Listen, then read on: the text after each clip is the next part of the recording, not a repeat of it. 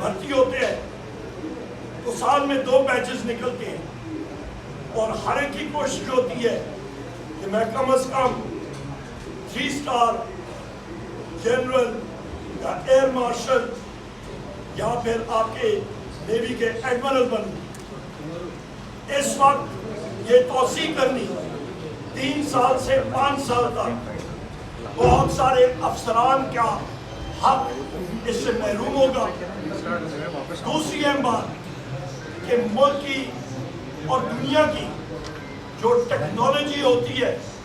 وہ بہت جلدی سے چینج ہوتی ہے، تبدیل ہوتی ہے۔ جو سربراہان مسلح افواج ہوتے ہیں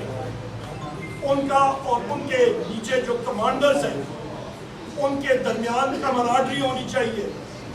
وہ گیپ زیادہ بڑا نہیں ہونا چاہیے، کلوز ہونے چاہیے، ان کی